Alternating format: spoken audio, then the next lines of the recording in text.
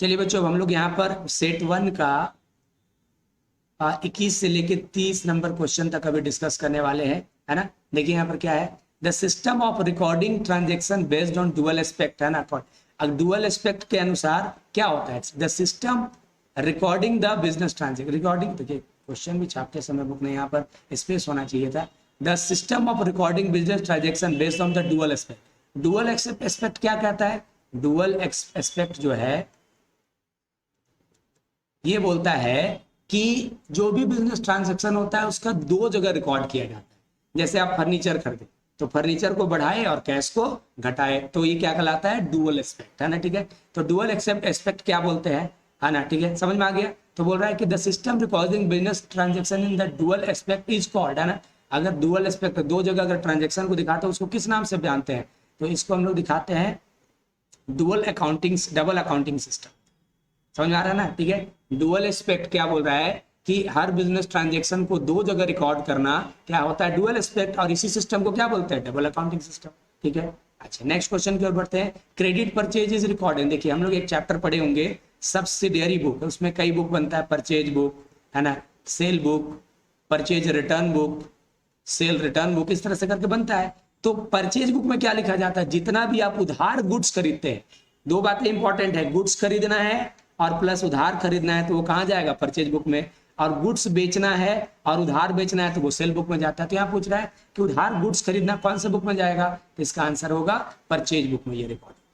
Next question है आपका, accounting principle are generally based on, है ना। अकाउंटिंग प्रिंसिपल किसके आधार पर बेस्ड होता है, ठीक है।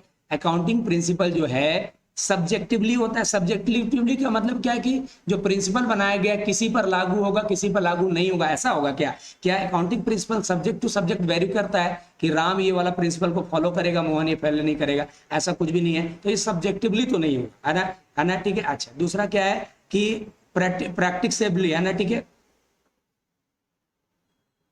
प्रैक्टिसबिलिटी के आधार पर होगा। हाँ, जो बिजनेस में सालों साल जो प्रैक्टिस किया गया है उससे जो चीजें निकल के आया है उसी पे बेस्ड होता है आपका क्या, अकाउंटिंग प्रिंसिपल। इसका आंसर होना चाहिए क्या, प्रैक्टिसबिलिटी, है ना। अच्छा, कन्वीनियंस के आधार पर भी नहीं होता कि कोई अकाउंटिंग प्रिंसिपल इस पे बनाया कि आसान पड़ेगा वो काम कर लो, इमेजिनेशन के आधार पर भी नहीं है ना। ठीक है, समझ में आ गया। नेक्स्ट क्वेश्चन की ओर देखते हैं। ठीक है, विच concept required that those transaction which can be explained is the term of money recorded in the books of account, ठीक है। तो क्या बोल रहा है कि which concept किस अकाउंटिंग कॉन्सेप्ट के आधार पर those transaction जिसे हम लोग मनी के टर्म्स में रिकॉर्ड कर सकते हैं उसको बुक्स में रिकॉर्ड करते हैं, ये कहलाता है मनी मेजरमेंट कॉन्सेप्ट।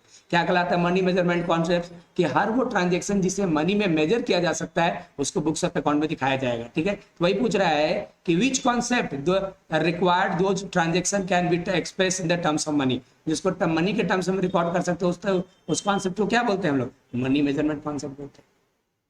नेक्स्ट आ गया 25 नंबर, है ना। ठीक है, balance of the capital account कहाँ ट्रांसफर होता है, याद करो बच्चों, जब हम लोग फाइनल अकाउंट चैप्टर पढ़ते थे, ट्रेडिंग पीएल बैलेंस शीट बनाते थे, तो जब बैलेंस शीट बनाते थे तो कैपिटल में ही ड्राइंग को क्या कर देते थे हम लोग, माइनस करते थे। तो वही बोल रहा है कि बैलेंस ऑफ ड्राइंग को कहाँ ट्रांसफर किया जाता है, कहीं ना कहीं कैपिटल में एडजस्ट किया जाता है, तो इसका आंसर होगा कैपिटल अकाउंट में। ठीक है, अच्छा नेक्स्ट क्वेश्चन है, according to which concept outstanding expenses shown in the profit and loss account, किस कॉन्सेप्ट के आधार पर आउटस्टैंडिंग, जैसे हम लोग फाइनल अकाउंट बनाते हैं, रेंट दिए 5,000 तो पीएल में रेंट यहाँ लिख देते हैं और उसमें आउटस्टैंडिंग को क्या कर देते हैं, ऐड। ये क्यों ऐड करते हैं, कौन सा कॉन्सेप्ट कहलाता है, ये कॉन्सेप्ट कहलाता है एक्रूअल कॉन्सेप्ट, है ना। देखो एक्रूअल कॉन्सेप्ट ये कहता है कि जितने का मैंने सर्विसेज लिया वो मेरे लिए एक्सपेंसेस, है ना। जैसे मान लो हम एक मकान में किराए पर रहे, किराया 10,000 हुआ, लेकिन फिलहाल हम 8,000 दिए, 2,000 देना बाकी है, लेकिन हम लोग खर्चा कितना दिखाएंगे, 10,000, क्योंकि हमारा क्या है, अक्रूअल बेस है। अक्रूअल बेस में जितने का सर्विसेज लिया तो टोटल तो हम 10,000 का रहे हैं वहां पर, भले 8,000 दिए, 2,000 बोले हम आपको बाद में देंगे, लेकिन फैसिलिटी तो हम 10,000 का अवेल कर रहे हैं, इसलिए 8,000 लिख के इसमें 2,000 ऐड कर देते हैं। तो ये कौन सा कॉन्सेप्ट कहलाता है, ये कहलाता है एक्रूअल कॉन्सेप्ट, है ना। नेक्स्ट क्वेश्चन हमारा आ रहा है 27 number, provision for bad debts किसके आधार पर है, ये देखिए कन्वर्टिज्म कहलाता है। देखिए रूढ़िवादी है ना, ठीक है, कि हो सकता है कि पैसा डूब जाए इसलिए हम लोग पहले से प्रोविजन करते हैं। तो किसी भी तरह का प्रोविजन जो होता है वो आपका कन्वर्टिज्म कॉन्सेप्ट के बेस पर होता है। तो इसका आंसर ए हो जाएगा, कन्वर्टिज्म कॉन्सेप्ट। आइए नेक्स्ट है आपका क्या, accrual concept is related to. Accrual concept क्या होता है, किससे रिलेटेड है, तो देखो क्या होता है, जैसे एक एक कॉन्सेप्ट होता है मैचिंग कॉन्सेप्ट, है ना। हम लोग सबसे पहले पढ़े थे, मान लो एक विशेष पीरियड का, एक साल का, जैसे 1 अप्रैल से लेके 31 मार्च तक का जो भी रेवेन्यू होता है, मतलब इनकम, और उसमें से एक्सपेंसेस को क्या करते हैं, मैच कराते हैं, और जो डिफरेंस आता है उसको प्रॉफिट एंड लॉस बोलते हैं। ये क्या कहलाता है, मैचिंग कॉन्सेप्ट, है ना। तो बोल रहा है कि किसी अकाउंटिंग पीरियड के रेवेन्यू और एक्सपेंडिचर को मैच कराते हैं, और उन दोनों के बीच का जो डिफरेंसेस आता है वो या तो प्रॉफिट होता है, ये लॉस होता है। और मैच कराते समय हम लोग एक्रूअल बेसिस लेके चलते हैं। अगर मान लीजिए मैंने किसी को उधार सेल कर दिया है लेकिन पेमेंट अभी नहीं आया, तो भी हम उसको रिवेन्यू में काउंट करते हैं, है ना, ठीक है। तो बोल रहा है कि एक्रूअल बेसिस किस पे बेस्ड है, ये कहीं ना कहीं मैचिंग कॉन्सेप्ट पे बेस्ड है, ठीक है। अच्छा, किससे रिलेटेड है, मैचिंग कॉन्सेप्ट से। इनकम टैक्स एक्ट के अनुसार अकाउंटिंग पीरियड क्या होता है, देखो इनकम टैक्स में ना अप्रैल टू मार्च लेके चला जाता है, ठीक है, फाइनेंशियल ईयर लेके चलता है। तो अकाउंटिंग इनकम टैक्स एक्ट के अनुसार, है ना, आपका फाइनेंशियल ईयर कहां से कहां तक माना जाता है, अप्रैल से लेके मार्च तक, है ना, ठीक है। अच्छा, accounting to which concept some accounting method should be followed, है ना, ठीक है।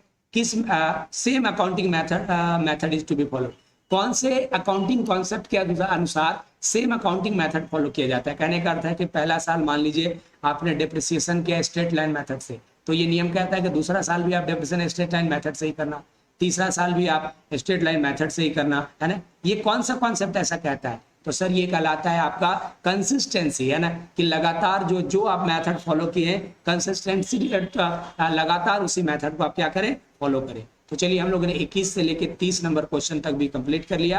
अगले वीडियो में हम आपको डालेंगे 31 से लेके 40, है ना, फिर हमारा सेट 1 कंप्लीट हो जाएगा।